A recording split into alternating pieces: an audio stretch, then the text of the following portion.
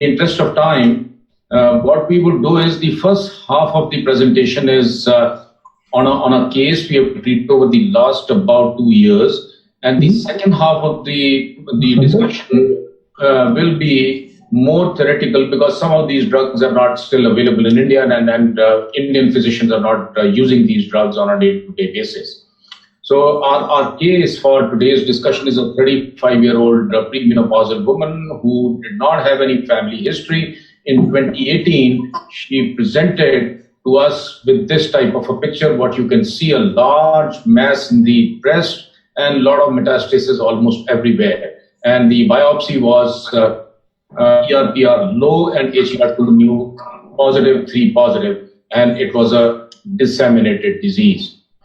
So, and quite symptomatic actually for the lung mets, and which was surprising coming from an urban, well-educated family. She had a disease which is as bad as that. And I would skip some of these slides in the interest of time. So my question in this disseminated setting is, what is the first treatment you guys would consider for this young woman, 34 years old, who's quite symptomatic for her disease in the lungs? And I think anybody could take it up. And can I request Dr. Vivek Agrawal from Kolkata to offer his comments on this? And others can always, sort of offer their comments through the discussions. So if the liver function tests are fine, then I would be very happy to start her treatment with pertuzumab plus trastuzumab plus taxane.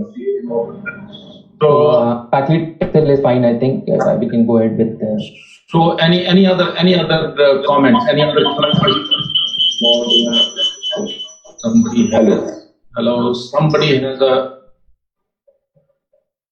mic which is reverberating. So. Other panelists, Dr. Nita, I could hear your voice. Yes.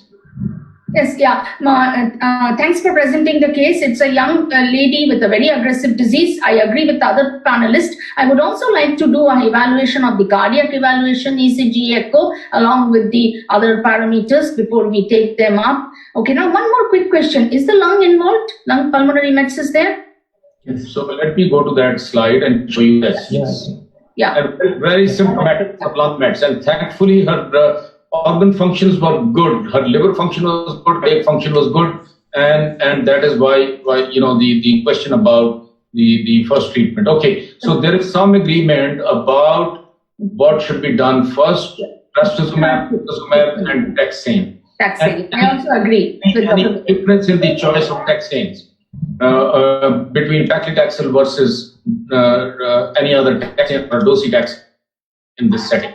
So there is a phase 3 study which evaluated 3 types of taxanes. One is Pacli, the second is Dosi, third is nab-paclitaxel, and that showed a similar survival. So we can use either one of the 3. But the best evidence we have is the Cleopatra trial THP regimen. They showed a PFS of 1.5 years and overall survival of 4.5 years. So docetaxel was used. Was that Dr. Manikandan? Yes, sir. Yes, spot on. I think, and that is the Cleopatra trial, the standard first-line treatment for MBC when you are considering pertuzumab, trastuzumab, and docetaxel, and that's the study which versus placebo and trastuzumab and docetaxel, and one can see the quick separation of the curves. The curves are separate out, and it's an area intent to treat overall survival benefit in the arm which received dual anti-HER. So in today's time, dual anti-HER would be probably the best way to go about.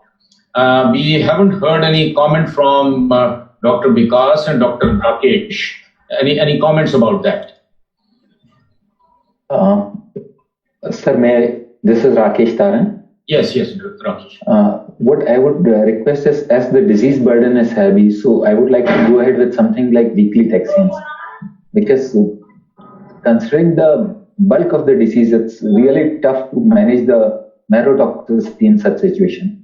But remember, this is a 34-year-old lady, young, otherwise, with excellent organ functions, no compromise, Would you still want a weekly type of approach? And how do you integrate them with the weekly pertuzumab and trastuzumab? That would be anybody would like to. Maybe pertuzumab and trastuzumab once in 3 weeks, and weekly paclitaxel for initial some weeks.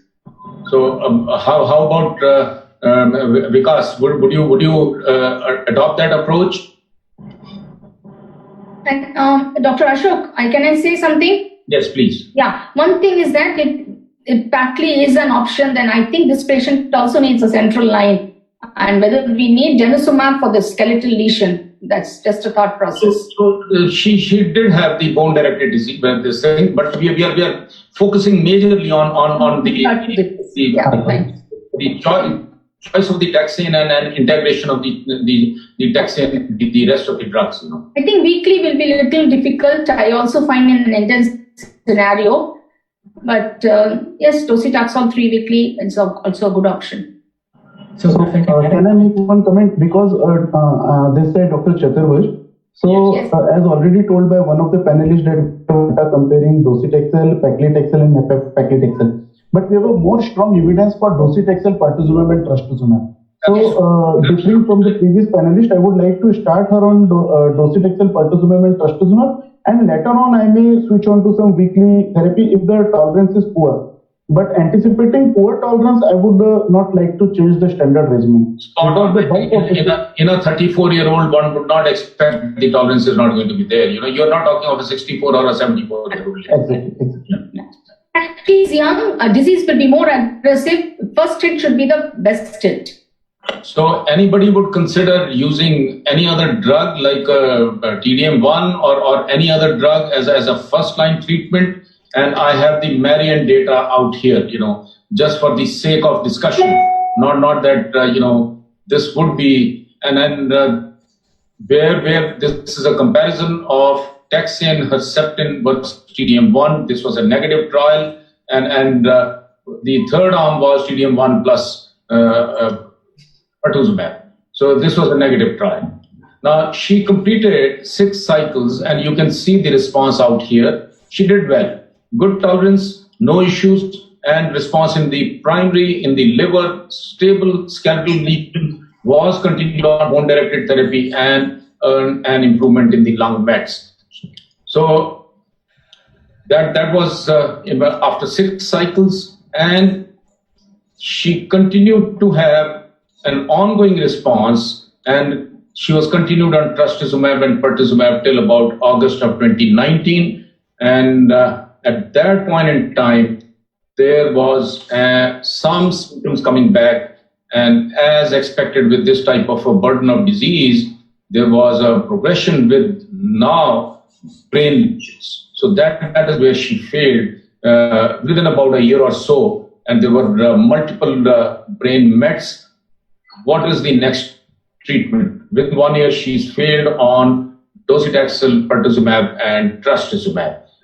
So just to clear the point that once she completed her 6 cycles of treatment, because she was low ER/PR positive, so was she put on maintenance hormonal treatment also along with? My apologies. I should have brought it up. I think the focus was on HER2 so much that the slides missed that out. She was put on tamoxifen along with that.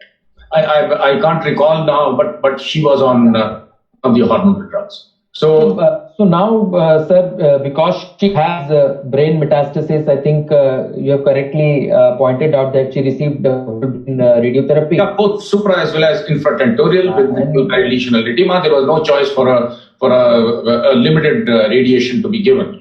And so she is a perfect candidate for starting TDM1 now. Okay, that is Vivek. Yes, and anybody else has a different opinion about that? I'm little keen in starting her with lapatinib. Okay, anyhow, the other drugs gets discontinued, both pertuzumab, trastuzumab. I would be keen in giving her lapatinib. Also, not only in the brain, she has progressed in other sites also. Right. Lapatinib capecitabine will be an option to because she has received 1 year of chemotherapy and oral drugs, whole brain RT. So, but now considering that the blood-brain barrier is already breached, is there an advantage of one over the other? And then what does the data say? So can I make some comments? So because now the answer is straightforward TDM1, but as of majority of the panelists are answering. But we have certain options like TDM1. So already we have Emily and Trisha trial which have shown that the superiority of TDM1 over lapatinib and capecitabine. So with 30 months of OS and almost 5 months improvement in OS, I would be happy to start on TDM1. But before can everybody see the slide? Is this slide visible to everyone? Yes, sir.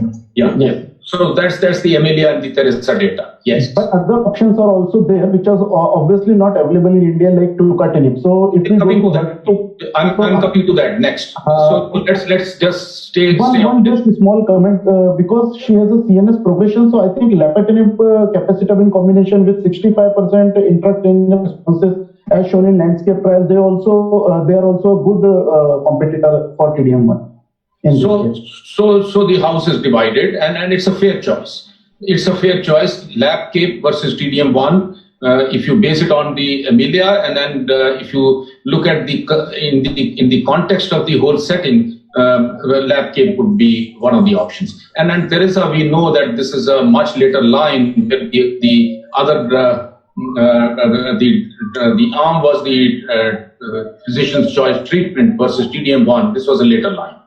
Now, this lady, we put her on TDM1, and then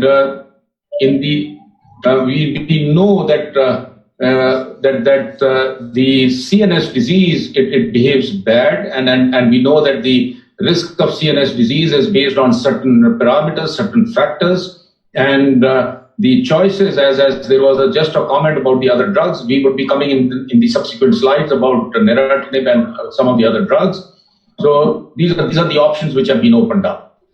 And anybody would like to comment on that? Progression-free survival and overall survival by CNS metastasis in HER2 positive disease.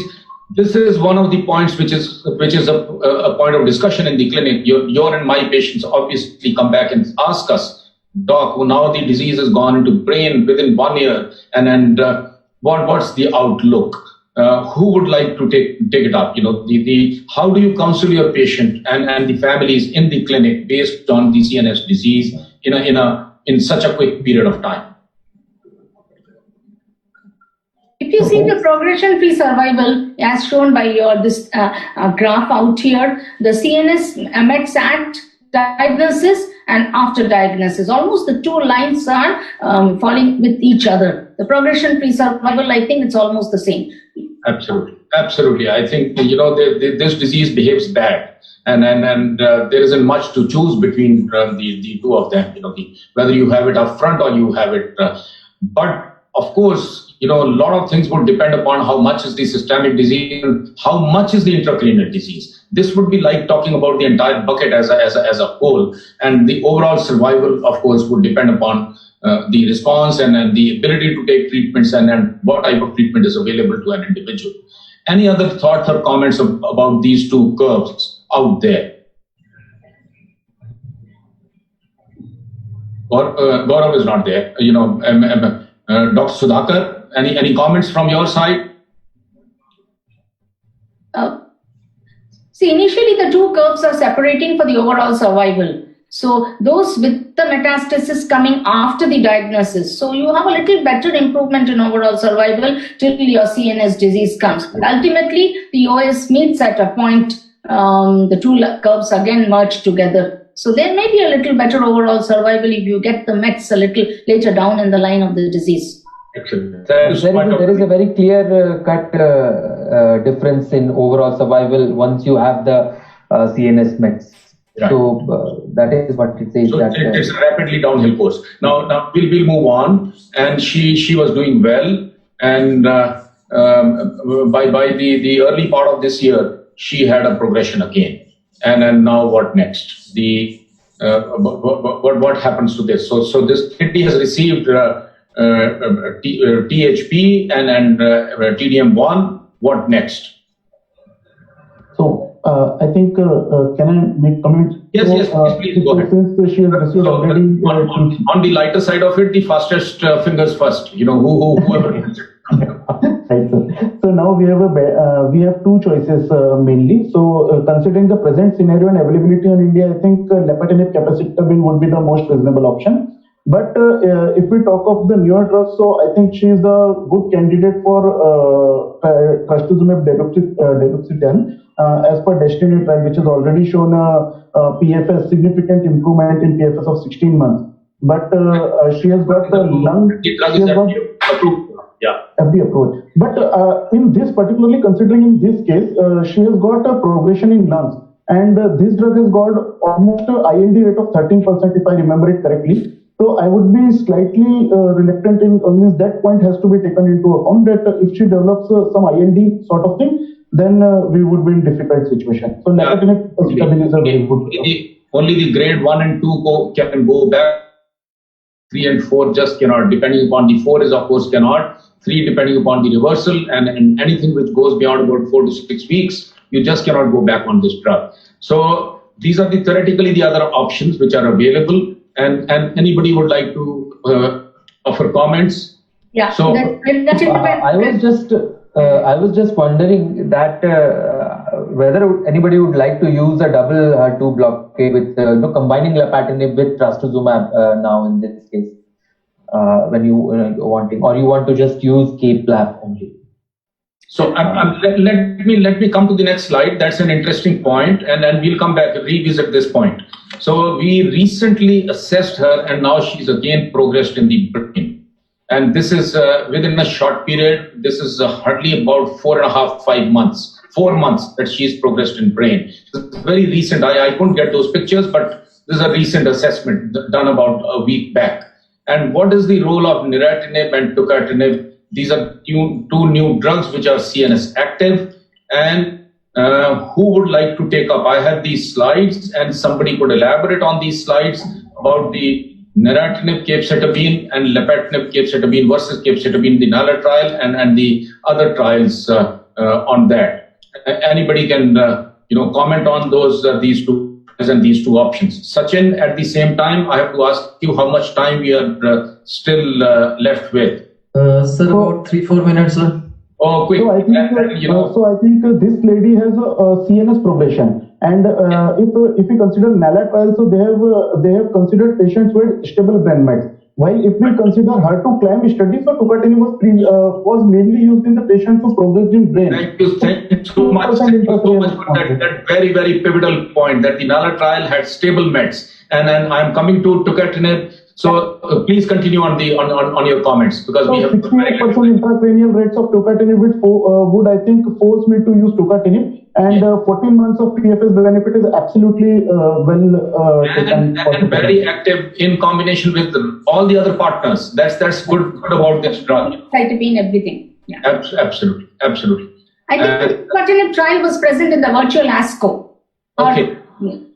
So these are some of the SABC abstracts. Tucatinib, trastuzumab, capecitabine. You can see a triple drug combination versus a 2-drug combination, and one can see the primary endpoint of the progression-free survival. One can see the separation of the curves quick, and in the drug combination versus the 2-drug combination, and one can see a benefit in terms of the tucatinib. However, and the progression-free survival subset analysis was across the board for almost everyone, accrued benefit out of that. Of course, being a small molecule, we are still beset with diarrhea, fatigue, and all those issues. One will have to learn to use these. And the overall survival, again, imagine in this group of patients who have been heavily pretreated and who have received pertuzumab, trastuzumab, TDM1, and with brain mets, one still gets an overall survival benefit in the total population, which is good. Sir, there is a question from one of our faculty. Do we need to rebiopsy to check receptor status at any point of time here? So who would take that up? Anybody wants to take it up? This So I patient think already had other, not only CNS disease, had other disease. Yes, I would change of drugs. Yes, I will do at least in 1 year or 2 years. If there's a patient definitely biopsy from an accessible site. How often do you find in the negativity of trastuzumab when patients shedding their HER2 positive status? 10-15% should be, sir. So Maybe more, because receptor status do change. the overall survival benefit in the HER2 climb and then CNS progression-free survival. Now, this is something important. Very And important. anybody wants to take it up with brain mets, intracranial activity on tucatinib, which is the subject of this discussion. Somebody had made a mention about using tucatinib or one of these drugs. Would you please take it up once again?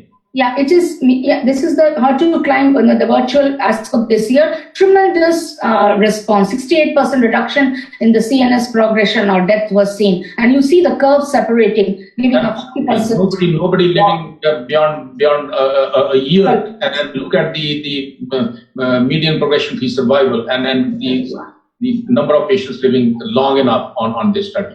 Correct. So tucatinib has been approved. Can't go into those details. Is a recent approval, in fact, by the US FDA. Now, the newest kid on the block, we did briefly talk about the role of trastuzumab DXd in later lines. This is a drug antibody conjugate or the ADC, whichever way you call it. The data again is coming out as robust, and again the drug is just about 6 months out of approval by the US FDA. And then these are the patients who have received more than 2 lines of HER2 directed therapy. So what are the implications for practice out of all these? Sir, please conclude now. Yes. So you can yourself, Now the new thing is, we were just talking about abemaciclib. There is a data about abemaciclib, her HER trial, where they are using So the new thing is the endocrine therapy and HER2 directed therapy as well. So that's the last slide. The take home message is that the algorithm in today's time is well defined. There will be small nuances about choice of the taxane, but the anti-HER is well defined. But this segment is also getting crowded. There will be more choices, and patients can realize an extension of survival, particularly in the poor prognostic group of CNS metastasis, as we have seen with the data of tucatinib. And soon we will see the pathway getting more complicated, as there are no defined subgroups on the basis of specific biomarkers in the HER2 disease. I think that is all for this panel discussion. Any pertinent comment, 5 seconds, by any one of the panelists, and Sachin, then over to you, back to you. Thank you so much for giving us this opportunity to be a part of the proceedings this evening.